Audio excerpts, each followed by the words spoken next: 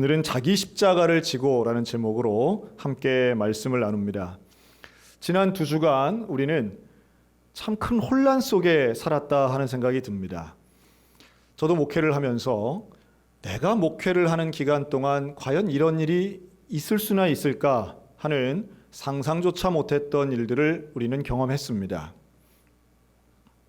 주일날 모이지 않는 것, 예배를 드리지 않는 것뿐만 아니라 사실은 이 코로나19에 대한 여러 가지 의학적 정보나 또는 국민적 정서가 얼마나 치열하게 대립하고 있고 혼란스러운가를 확인한 2주간이었다 이렇게 생각이 듭니다. 각종 매체는 이것을 하루 종일 이야기하고 있습니다. 그런데 전문가들의 이야기도 사실은 조금씩 결이 다르곤 합니다. 예를 들면 마스크는 며칠간 써야 되는가, 혹은 다시 쓸 수 있는가, 사회적 거리두기는 몇 센치를 해야 되는가. 우리는 지금 한참 예민한 상황 가운데 놓여져 있고, 어떤 분들은 이러한 모든 책임이 정부에 있다고 비난하는 사람이 있는가 하면 전 세계적인 코로나19 상황 속에 대한민국의 대처는 가장 눈부시다라고 칭찬하는 사람들도 있습니다. 잘 알 수 없는 우리들 입장에서는 이런 혼란한 가운데 우리가 어떤 결정을 해야 되는가, 교회는 어떻게 결정하고 개인은 어떻게 결정해야 될까, 참 고민과 기도하는 가운데에 저는 목사로서 또한 기독교인으로서 바로 이런 혼란한 시대에 우리는 더욱 십자가 복음에 집중해야 되겠다라고 하는 결론을 내립니다. 더 분명하게 보이는 것이죠. 십자가는 가장 혼란한 시대에 더욱 선명하게 보이고 가장 힘들고 어려운 고난의 시기에 가장 분명하게 우리를 이끌어주는 것, 십자가 복음인 줄로 믿습니다. 전 세계가 혼란 가운데 빠져 있지요. 프랑스도 독일도 지금 확진자가 거의 1000명에 육박하고요. 그 유명한 루브르 박물관도 휴업과 폐쇄를 하고 있습니다.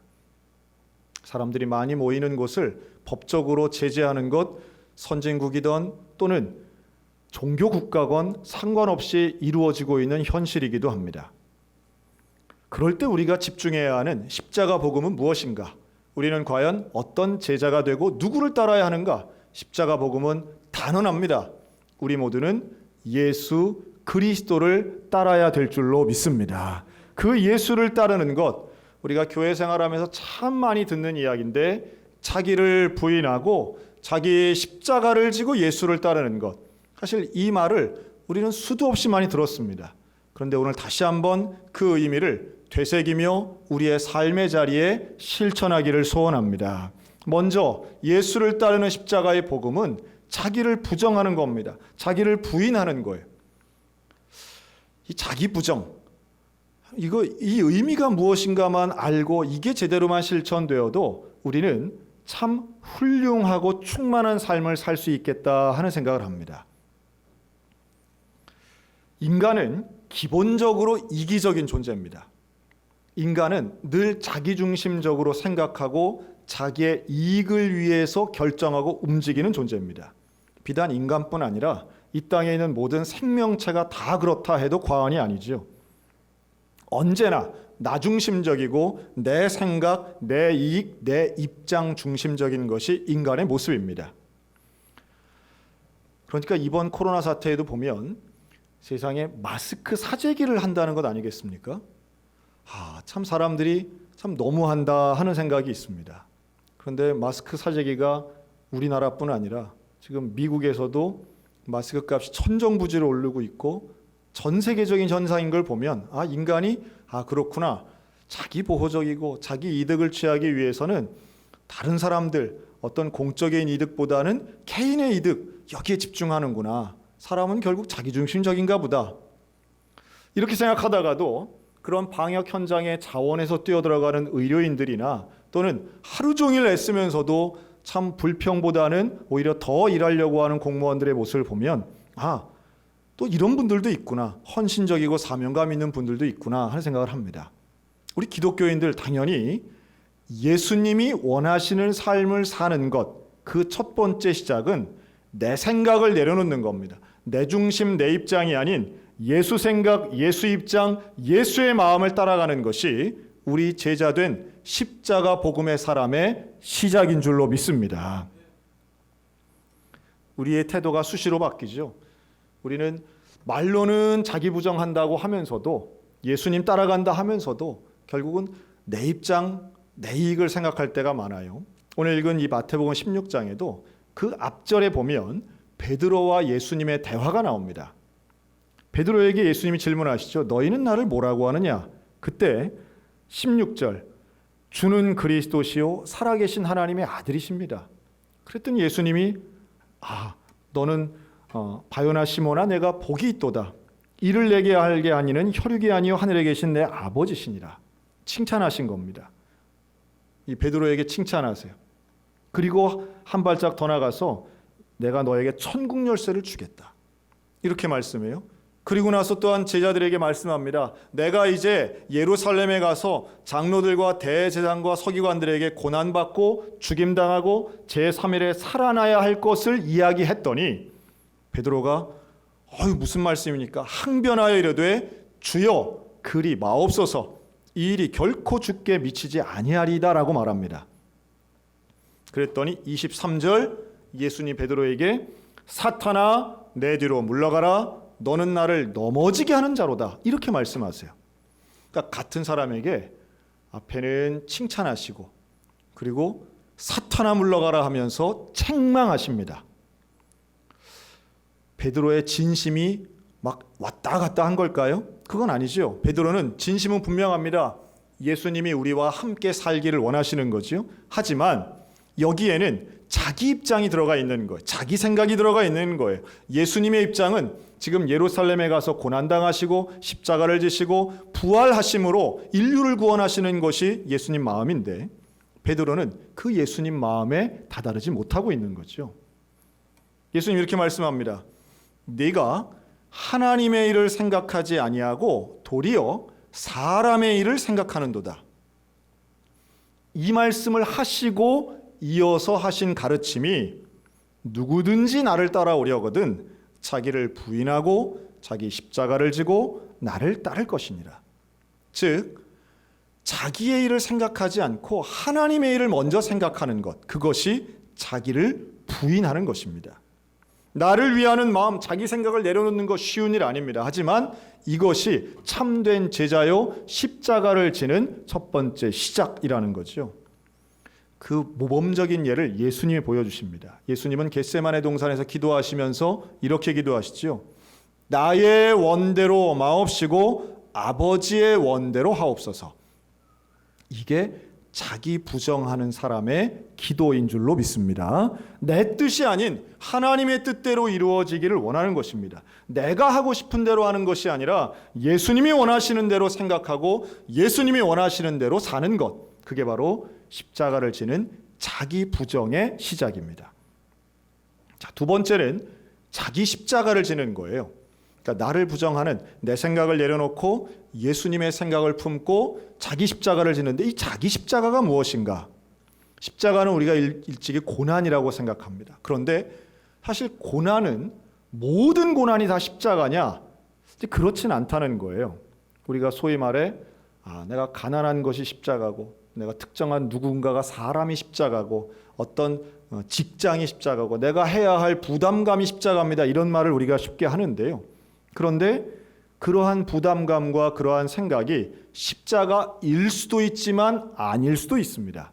즉, 그 책임이 문제의 책임이 나에게 있을 때는 그 십자가 될 수 없죠. 쉽게 생각하면 내가 예수를 안 믿으면 당하지 않을 고난이다. 이게 십자가가 되는 겁니다. 예수를 포기하면 이거 나한테 부담이 아니에요. 여러분 그런 문제가 십자가가 되는 거예요. 지금 우리 한국에 있는 모든 병원들이 다 지금 어렵습니다. 병원이 지금 면회도 안 되고요. 내가 아파서 진찰을 받으러 가는데도 지금 병원들이 쉽지 않습니다. 그런 가운데 어제 제가 우리 한림 성심병원을 중환자실을 다녀왔는데요. 이 병원에 지금 우리 전도사님의 할아버지께서 아주 위중한 상태가 돼서 그 중환자실에 계세요. 그래서 제가 임종 기도를 하기 위해서 다녀왔습니다. 손주는 전도사님인데 할아버지께서는 아직 예수를 믿지 않으시는 거예요. 그러니까 온 가족들이 다 모여가지고 아주 기도하고 이제 마지막 임종에 대해 슬퍼하시는데 아직 안 돌아가셨습니다. 자, 그런데 그 가운데 가장 애통해하는 사람들이 있었는데요. 바로 이 손주들입니다. 이 손주들이 마지막까지 할아버지를 위해서 할아버지 돌아가지 마세요가 아니라 뭐라고 하는지 아세요? 마지막까지 예수님 믿으세요를 전하시더라고요. 예수님을 믿지 않는 할아버지께서 돌아가시면 구원받지 못한다는 사실이 더 슬픈 거예요. 누군가를 전도하는 데 있어서 그게 십자가라는 말을 하기 위해서는 정말 사랑하고 정말 내 마음의 애통함을 가지고 이 가족의 구원을 위해서 기도하는 사람만이 그게 십자가가 될 수 있는 거예요. 그냥 내가 살면서 어떤 힘든 일이 있다, 이게 그냥 다 십자가가 무조건 되는 건 아니라는 말씀입니다. 예수님을 따라가는 사람은 예수님의 마음을 품죠. 그리고 예수님처럼 생각하는 겁니다. 그리고 예수님의 사랑을 가지고 영혼을 대하고 사람을 대하고 사회와 민족을 대할 때에 우리는 더 큰 십자가를 지고 자기의 십자가를 지는 거예요. 예수님이 온 인류를 십자가를 지시고 골고다를 가셨던 것처럼 오늘 우리의 하루하루의 삶이, 제자로서의 삶이 바로 그러한 내 십자가, 예수님의 마음을 가지고 한 발짝 한 발짝 걸어가는, 마치 썩어져가는 한 알의 밀알과 같은 성도가 되시기를 주님의 이름으로 축원합니다. 저는 이번 코로나 사태에서 제가 지난 수요일날 잠깐 말씀드린 것 같아요. 한 장로님 이야기를 제가 소개를 했습니다. 이 장로님은 저하고 함께 대구에서 신앙생활 하셨던 분입니다. 그런데 이 장로님의 아들이 신천지에 빠진 거예요. 어떻게 장로님 아들이 신천지에 갈 수 있어? 여러분, 장로님 아들뿐 아니라 장로님도 갑니다. 장로님만 아니라 목사님도 가고요. 목사님 자녀들도, 거기 가면 목사님 사모님들도 뭐 그렇게 많다고 하는 거 아닙니까? 제가 춘천에 이사 온 이후에 그 아이가 신천지에 빠진 거예요. 가족이 발칵 뒤집혀졌어요. 가족의 일상이 무너집니다. 그것도 처음에 바로 알아낸 게 아니라 몇 년 지나서 안 거예요. 1년, 2년 지나고선 그걸 알아냈을 때는 이미 손 쓸 수 없는, 이 아이는 멀쩡하게 가족들 앞에서는 걱정하지 마세요, 저는 그거 아니에요 라고 말하지만 가면 하루 종일 신천지 사람들이랑 있고 하루 종일 그 예배를 드리고 하루 종일 성경 공부하는 거예요. 지금 전국에 있는 숙소들이 막 나오지 않습니까? 공동생활 하는 거예요. 전국에 있는 교습소가, 교육소가 나오지 않습니까? 그런 데가 하루 종일 공부하는 거예요. 많은 사람들이 저에게 질문합니다. 도대체 왜 그런 이단에 그런 젊은이들이 많이 갑니까? 제가 답변합니다. 젊은이들이 많다고 해서 그것이 꼭 훌륭하거나 의미 있거나 수준 높거나 정의롭거나 올바른 게 아니라는 거예요. 우리는 생각에 교회에서 젊은이들이 떠나면 떠난다, 교회가 잘못됐다, 젊은이가 많아야 돼 라고 생각하고 젊은이가 많은 곳에는 뭔가 그럴듯한 게 있고 좋은 게 있고 대단한 게 있는 거야 라고 생각하는 경향이 있는데요. 물론 교회가 청년들을 위해서 헌신하고 기회를 제공하고 올바른 가르침을 주는 건 참 중요하지만 젊은이가 많다고 해서 그 모임이, 그 집단이 올바르거나 정의롭거나 진리가 있는 건 절대 아닙니다. 두 번째, 교리 때문이 아닌 그 안에서 느끼는 관계 때문이라는 거예요. 그 아버지 장로님이 아들을 데리고 춘천에 왔어요. 춘천에 와가지고 저한테 기도받겠다고 온 거예요. 눈물을 쏟아요. 눈물을 쏟아. 근데 여러분, 참 순진한 생각 중에 하나가, 그렇게 신천지 이단에 빠진 사람이 목사님에게 찾아와서 기도 한번, 상담 한번 받는다고 확 바뀔까요? 많은 사례에 대해서 연구하고 저거 보고 해서 저는 사실 그날 너무 애통한 마음으로 면담을 했습니다. 질문을 했어요. 제가 궁금한 것들을 질문했습니다. 그때 이제 알아낸 거죠. 지금 한참 나오고 있는 그 대구 신천지 교회가 규모가 어느 정도 되고 층마다 어떻게 예배를 드리고, 그 아이의 입을 통해서, 청년의 입을 통해서 아주 구체적으로 들었어요. 거의 10,000명이 모여서 예배 드리는 거예요. 층마다 1,000명씩 모여서 예배 드리는 거예요. 그리고 제가 질문합니다. 그 신천지 사람들이랑 하루에 몇 번이랑 통화하느냐? 놀라지 마세요. 하루에 카톡 700개가 오고 갑니다.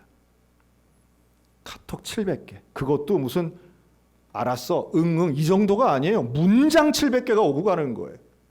오늘 기분은 어떠니? 오늘 뭐 먹었니? 어디를 갔니? 아, 그래서 그랬구나. 아, 나도 너를 위해 기도한다. 아, 나도 너를 응원한다. 이런 격려성 문자, 함께 기도하는 것, 조언하는 것, 관심 갖는 것, 이런 문자 700개를 주고받는 거예요. 여러분, 그런 관계를 경험해 보셨습니까? 누가 만들어준, 어디서 출처를 알 수 없는, 내가 만든 게 아닌 어디서 그림이나 긁어서 복사해서 한 게 아니라 내가 이 사람 한 사람을 위해서 열심히 타자친 그 글자, 그 문장 700개가 오고 간다는 걸 생각해 보세요. 그런 관심과 사랑을 이 청년이 받아본 적이 없는 거예요. 그건 교회뿐 아니라 어느 집단이든 가족 안에서도 그런 관심 받아본 적이 없는 거예요. 대개 이단들에 빠지는 사람들의 공통점이 그 이단에서 보여주는 그 놀라운 집중력 있는 관심도, 그 안에서 생기는 관계성이 끌어당기는 거예요. 그걸 무슨 말 한마디로 혹은 그거 아니야 부정하는 것으로 설득하는 1시간 대화로 그게 어떻게 서로 상치가 되고 교환이 되겠어요? 깊숙하다 못해 아주 끈끈하다 못해 하나 덩어리가 돼 있는 거예요. 그런데요, 이 아버지가 그때부터 투쟁을 합니다.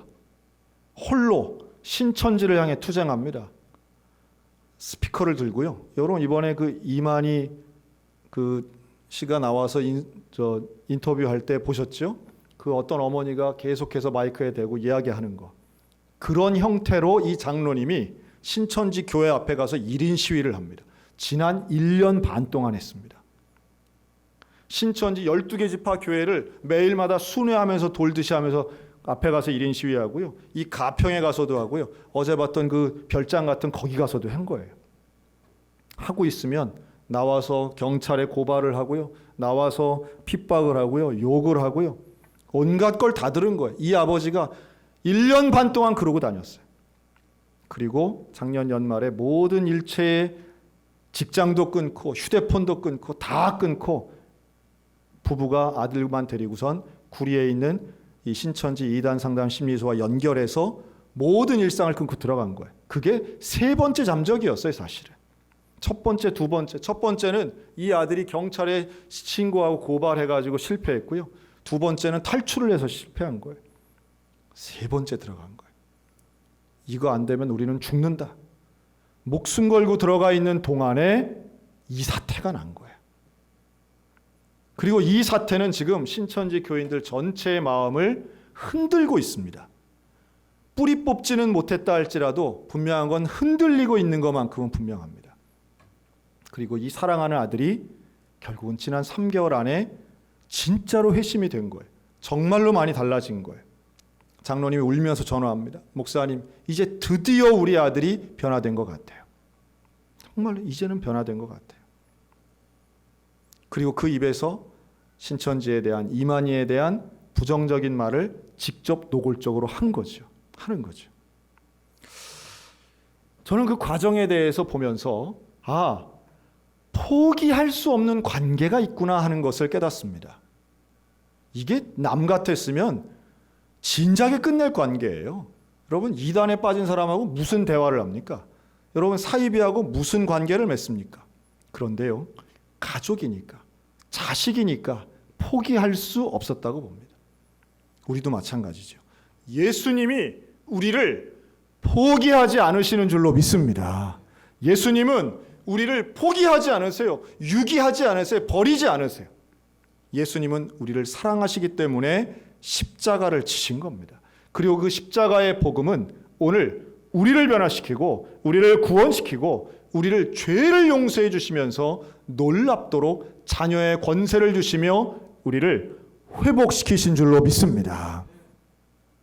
영접하는 자, 곧 그 이름을 믿는 자들에게는 하나님의 자녀가 되는 권세를 주셨다고 말씀합니다. 십자가의 복음은 단순히 우리 죄를 용서하는 수준에서 멈추는 게 아니에요. 우리를 자녀 삼아 주시고 우리를 회복시켜 주시고 우리의 인생을 변화된 삶으로, 영광의 삶으로, 능력의 삶으로 살도록 이끌어 주신다라고 하는 겁니다. 그리고 이 일을 위해 예수님은 포기하지 않으셨고 그 십자가를 지신 거죠. 오늘 우리 모든 믿음의 가정들 가운데 바로 이러한 믿음의 회복, 복음의 회복이 일어나시기를 주님의 이름으로 축원합니다. 우리에겐 십자가의 놀라운 복음이 있습니다. 자기 십자가를 지고 가는, 그리고 예수를 따르는 것, 이것은 뒤집어 생각하면 자기를 부정해야만 예수를 따를 수 있다는 거예요. 십자가를 감당해야만 예수를 따를 수 있다는 거예요. 그리고 예수를 따르는 그 길만이 오늘 우리들에게는 가장 귀한 복음이요 영광의 삶이 되는 것입니다. 제가 이 십자가 설교를 준비하면서 지난 주간이죠. 우리 지방의 같은 우리 선배 목사님이 우리 목회자들만 쓰는 그 밴드가 있는데요. 거기에 게시판에 올리신 참회 기도문을 쓰셨더라고요. 우리 새춘전교회 신지연 목사님이 쓰신 기도문인데 그 전체는 좀 길어서 제가 그 중에 일부를 이렇게 발췌를 좀 했습니다. 이 코로나19 사태를 바라보는 목회자 개인적인 차원의 신앙 고백인데요. 내용이 이래요. 첫째, 평범한 일상의 소중함을 깨닫지 못한 것을 회개합니다. 둘째, 100개 넘는 나라가 지금 대한민국의 입국을 제한하거나 금지하고 있는데 그걸 보면서 지금까지 해외여행할 때마다 나만 즐기면 된다라고 하는 이기적 마음이 있었는데 이것을 회개합니다. 지금 한국인이란 이유로 전 세계에서 혐오당하고 있는 우리의 모습을 보면서 역지사지의 마음이죠. 나는 지금까지 우리나라보다 조금 가난한 나라들, 또 못 사는 나라 국민들을 무시한 적이 있었는데 이것 회개합니다. 마스크 없이 살 수 없는 상황이 되었는데 이 마스크를 끼고 하루 종일 있으면서 생각해 보니 내가 정말 쓸데없는 말 많이 하고 살았구나 하는 게 생각나면서 침묵의 영성 앞에 회개합니다. 또 텅 빈 예배당을 바라보며 교인의 숫자에 연연하고 숫자를 자랑했던 과거를 회개합니다. 일순간 거품처럼 사라질 수 있는 숫자에 더 이상 목매지 않겠습니다. 모이는 교회 중요하지만 흩어지는 교회가 얼마나 중요했는가를 깨닫습니다. 세상 속에서 빛과 소금의 역할을 감당해야 되는데 그러지 못했음을 회개합니다. 상당히 개인적인 고백이지만 우리에게 울림이 있다고 저는 봅니다. 여러분, 십자가를 바라보며 자기를 부정하는 사람은 결국 회개의 영성을 가질 수밖에 없습니다. 십자가는 우리를 참회로 이끄는 겁니다. 누구를 원망하고 어떤 원인을 찾아서 처벌하는 것보다 우리 기독교인들에게 있어 가장 중요한 것은 나 자신을 돌아보고 십자가 앞에서 내 죄를 회개하며 나를 구원하신 그 예수 그리스도를 붙잡는 일이라고 믿습니다. 예수를 따르는 것 우리 인생의 가장 중요한 일입니다. 예수님처럼 생각하고 예수님처럼 사랑하고 예수님 마음을 품고 살아가야만 할 것입니다. 그러다 보면 우리도 예수님을 닮아가고 예수님의 성품을 닮아가는 예수의 사람 그리스도인들이 될 것입니다. 우리를 통해 그리스도가 나타나게 되시기를 축원합니다. 우리를 통해 십자가의 복음이 전파되기를 축원합니다. 우리를 통해 오늘 이 방송을 보고 있는 모든 믿음의 가정들 속에 예수님의 십자가가 온전히 그 피 묻은 보혈의 십자가가 능력과 영광으로 임하여 예수를 따라가는 제자 되는 믿음의 가정들, 우리 모든 소양교회 믿음의 가정들이 되시기를 우리 주님의 이름으로 축복합니다. 자기 십자가를 지고 예수를 따라가는 우리 모두를 주님의 이름으로 축원합니다.